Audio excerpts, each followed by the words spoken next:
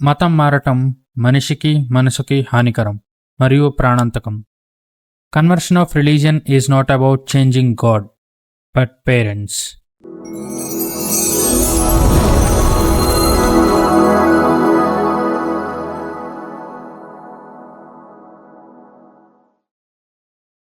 అందరికీ నమస్కారం. వ్యాసం ఇతిహాసం ఛానల్కి స్వాగతం. మీలో 90% మంది అతడు సినిమాని అయితే చూసే ఉంటారు. అందులో మన గురూజీ అదేనండి త్రివిక్రమ్ గారు రామాయణాన్ని చాలా సటిల్ గా ఒక 2 ఎపిసోడ్స్ లో చూపించారు. సో ఈ పాటికే మీకు ఈ వీడియో దేని గురించో అర్థమయ్యే ఉంటుంది కదా. సో ఆలస్యం చేయకుండా వీడియోలోకి అయితే వెళ్ళిపోతాం.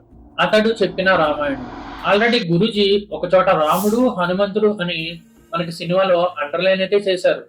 దాన్ని నేను ఇంకొంచెం ఎక్స్టెండ్ అయితే చేసి మీకు కొత్త పర్స్పెక్టివ్ ని ఈ వీడియోలో నేను మీకు తీసుకొస్తాను. సో మనం ఇంకా స్టార్ట్ చేస్తే, నాయుడు మూర్తి గారి పొలంలో కంచి, అదేనండి ఇంగ్లీష్ లో ఫెన్సింగ్ వేయిస్తున్నప్పుడు నాయుడు గారు బాధపడి తిరిగి వెనక్కి వెళ్ళిపోతారు. అప్పుడు మన మహేష్ బాబు వచ్చి ఈ ఎంఆర్ఓతోనూ నాయుడుతోనూ ముందు కామెడీ చేస్తాడు, సెటైర్ చేస్తాడు, ఉంటారా వెళ్ళిపోతారా అని క్యాజువల్ గా మాట్లాడతాడు.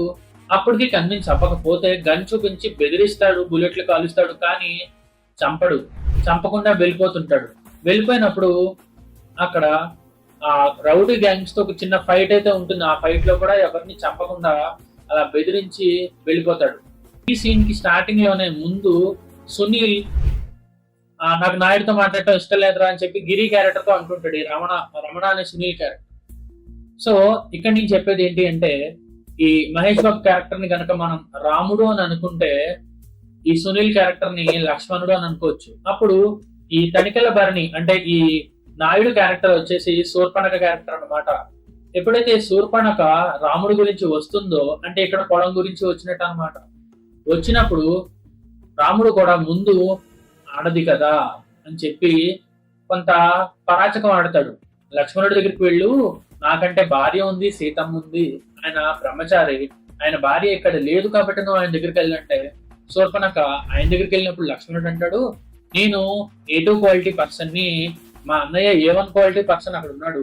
మార్కెట్ లో A1 A2 అనే 2 వస్తువులు ఉన్నప్పుడు ఎవరైనా A1 వదిలేసి E2 దగ్గరికి వస్తారా అని మళ్ళీ ఈయన కూడా కామెడీ చేస్తే, అప్పుడు మళ్ళీ రాముడి దగ్గరికి వెళ్ళి అలా సీతమ్మ దగ్గరికి వెళ్ళబోతూ ఉంటే లక్ష్మణ స్వామి ముక్కు చెవులు కోస్తాడనమాట. అలాగే ఇక్కడ ఈ మహేష్ బాబు క్యారెక్టర్ తనికెల భరణి క్యారెక్టర్ తో ఫైట్ చేస్తాడు కానీ చంపడు. అక్కడ రాముడు చంపలేదు కదా. ఆ తర్వాత మనుషులు పంపించినప్పుడు ఫైట్ అవుతుంది.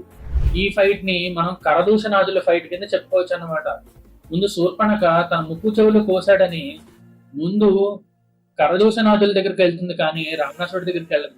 అలా కరదూషణాదుల ఫైట్ అనమాట. ఇప్పుడు ఆ పొలంలో జరిగే ఫైట్ అది అయిపోయిన తర్వాత అప్పుడు కూడా ఈ రాముడిని ఫేస్ చేయలేదు, రాముడు చాలా బలవంతుడు అని తెలిసిన శూర్పణఖ ఏం చేస్తుంది, రావణాసురుడి దగ్గరికి వెళ్తుంది.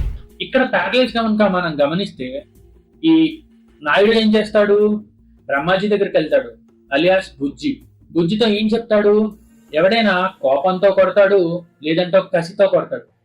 వీడేంట్రా చాలా శ్రద్ధగా ఏదో గోడ కడుతున్నట్టు, గులాబీ మొక్కలకి అంట్లు కడుతున్నట్టు చాలా శ్రద్ధగా పద్ధతిగా కొట్టాడరా అంటాడు. ఇక్కడ కూడా అంతే. ఈ శూర్పణఖ రాముడి గురించి ఎప్పుడు చెప్పినా ఆమెది కామం.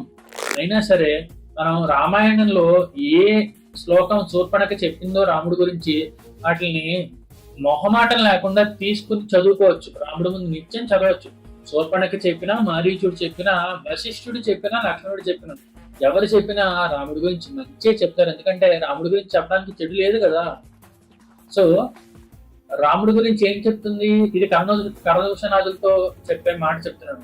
తరుణు రూప సంపన్నౌ సుకుమారో మహాబలౌ పుండరీక విశాలాక్షౌ చీన కృష్ణ జినాంబరౌ ఫలమూలా శినాదాంతౌ తాపసౌ బ్రహ్మచారిణౌ పుత్రౌ దశరథశ్చైవ భ్రాతరం రామలక్ష్మణౌ అని చెప్తుంది అనమాట.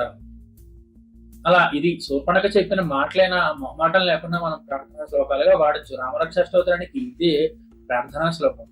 సరే అయితే ఇప్పుడు ఈ సినిమాలోకి వస్తే, సినిమాలో ఇలా ఎలివేషన్ ఇచ్చిన తర్వాత ఈ బ్రహ్మాజీ క్యారెక్టర్ కి చాలా మండిపోయి, అయితే మనం కొట్టలేమన్నమాట.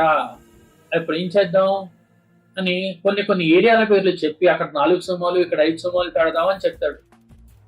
ఎలా అయితే రావణాసురుడు మారీచుడితో ప్లాన్ వేస్తాడో అలా అన్నమాట. ఇక్కడ కరెక్ట్ గా మనం గమనిస్తే సినిమాలో కూడా తనికలబర్ని క్యారెక్టర్ అంటాడు, పులి జింకని వేటాడేటప్పుడు పులి ఎంత ఓపికగా ఉంటుందో అట్లాంటిది మనం పులినే వేటాడాల్సి వస్తే ఇంకెంత ఓపికగా ఉండాలో అని. ఇక్కడ ఆ జింక బంగారు జింక అన్నమాట, అండర్లైన్ గా చెప్పారు. సో ఈ బంగారు జింక ప్లాన్ ని డిస్కస్ చేస్తాడు మారీచుడితో రావణాసురుడు. తర్వాత ఏం చేస్తాడు, యుద్ధంలో కూడా రావణాసురుడు ముందు రాడు, యుద్ధానికి ముందు అక్షకుమారుని పంపిస్తాడు. రావణాసురుడు కూడా ముందు రాడు, అక్షకుమారుని పంపిస్తాడు. అక్షకుమారుడు సుందరకాండలో హనుమ చేత మరణించబడతాడు. సో అక్షకుమారుడు, మేఘనాథుడు, జంబుమాలి, ప్రహస్తుడు, కుంభకర్ణుడు, ఆ తర్వాత ఆఖరిలో రావణాసురుడు వస్తాడు. ఈ సినిమాలో చూసుకున్నా కూడా బ్రహ్మాజీ ఒకళ్ళని, తర్వాత ఇద్దరిని, తర్వాత ముగ్గురిని, తర్వాత నలుగురు చొప్పున అలా పంపిస్తాడు రావణాసురుడు చేసినట్టే. అలా లాస్ట్ లో వస్తాడనమాట రావణాసురుడు. ఇక్కడ ఒక విషయం చెప్పాలి, బ్రహ్మాజీ గ్యాంగ్ లో ఉన్నటువంటి ఒక క్యారెక్టర్ యుద్ధం చేస్తూ రాముడి పరాక్రమాన్ని చూసి, అంటే ఇక్కడ మహేష్ బాబు పరాక్రమాన్ని చూసి తను వెనక్కి వెళ్ళిపోతాడు, యుద్ధం చేయడు. ఆ క్యారెక్టర్ మనం విభీషణుడు అని కూడా చెప్పుకోవచ్చు. ఆ తర్వాత విషయానికి వస్తే రావణాసురుడు ఎప్పుడైతే సీతామాతను పట్టుకుంటాడో అప్పుడే తన పాపాన్ని, తన మరణాన్ని వండుకుంటాడు అనమాట. బ్రహ్మగారు ఉలికి పడతాడు. ఎప్పుడైతే సీత కిడ్నాప్ జరుగుతుందో అప్పుడు ఇప్పుడు కదా నువ్వు మరణించడానికి తగిన పాపాన్ని వండుకున్నావు అని బ్రహ్మగారు ఉలికి పడతారంట రామాయణంలో. సో అలాగే ఇక్కడ కూడా త్రిష హ్యాండ్ ని పట్టుకోవడానికి వచ్చినప్పుడు మహేష్ బాబు అతన్ని గట్టిగా మందలించడం జరుగుతుంది. సినిమా పరంగా చూసుకుంటే అది ఆయన చిన్న పిల్లనే కాబట్టి అతను చంపడు. పైగా మనం అక్కడ జాగ్రత్తగా అబ్జర్వ్ చేస్తే ఒక సీన్ లో మహేష్ బాబు శివులాన్ని పట్టుకుంటాడు అనమాట. ఆ శూలం దేనికి గుర్తు అంటే రాముడు శివధనుసుని పట్టుకున్నట్టు. రాముడు శివధనుసుని ఎలా అయితే పట్టుకుంటాడో ఇక్కడ కూడా శివుడి యొక్క శూలాన్ని మన హీరో క్యారెక్టర్ పట్టుకుంటాడు అనమాట. ఇలా నేను ఈ అతడు సినిమాని చూసినప్పుడు నాకు శూర్పణఖ మరియు ఈ కరదూషణాదుల ఫైట్, అందులో ఒక డైలాగ్ కూడా ఉంటుంది, నా కోసమైనా ఎక్కువ అయ్యారా ఇంతమంది అని అడుగుతాడు. అలా ఒక్క రాముడి కోసమే 14,000 మంది వస్తారనమాట. సో మళ్ళీ అలాగా త్రిషాన్ని పట్టుకున్నప్పుడు, హీరోయిన్ హ్యాండ్ పట్టుకుంటానికి ట్రై చేస్తున్నప్పుడు చంపడం, ఇదంతా కూడా నాకు రావణాసురుడు సీతమ్మ తల్లి కిడ్నాప్, రావణ వధలాగా కనిపించింది. ఎప్పుడైతే మనం ఇలా రామాయణాన్ని చదువుతామో మనకి నిత్యం ఏం చూసినా రామాయణమే కనిపిస్తుంది అనటంలో ఎటువంటి సందేహం లేదు. సో మీకు ఇలాంటి అనాలిసిస్ కనుక నచ్చితే మీరు తప్పకుండా సబ్స్క్రైబ్ చేసుకోండి వ్యాసం ఇతిహాసం. ఈ ఛానల్ లైక్ చేసి మీ ఫ్రెండ్స్కి షేర్ చేయండి. నేను ఇంకా ఏమైనా పాయింట్ మిస్ అయ్యి ఉంటే మీరు కామెంట్ సెక్షన్లో చెప్పండి. ఓ హిందువా, నిన్నే నీ ఫేవరెట్ హీరో సినిమా అయితే టికెట్ 200ది 500 కట్టి కూడా చూస్తావుగా. నీ దేవుడి గురించి, నీ రాముడు, నీ శివుడు, నీ ధర్మం గురించి చెప్తే సపోర్ట్ చేయకుండా వెళ్ళిపోతున్నావేంటి? నీ హీరోకి ఇచ్చిన విలువ కూడా నీ ధర్మానికి ఇవ్వవా? ఒక్కటి గుర్తుపెట్టుకో, నువ్విచ్చే ప్రతి రూపాయి నీ దేవుణ్ణి తిట్టేవాడిని కొట్టే చెప్పు దెబ్బ. నువ్విచ్చే ధనం మన ధర్మానికి ఇంధనం. జై శ్రీరామ్, జై హింద్. చూసారంటే మీకు వీడియో ఖచ్చితంగా నచ్చే ఉంటుంది. సో దీంతో పాటు ఈ 2 వీడియోలు కూడా చూడటానికి ప్రయత్నం చేయండి, మీకు ఖచ్చితంగా నచ్చుతాయి.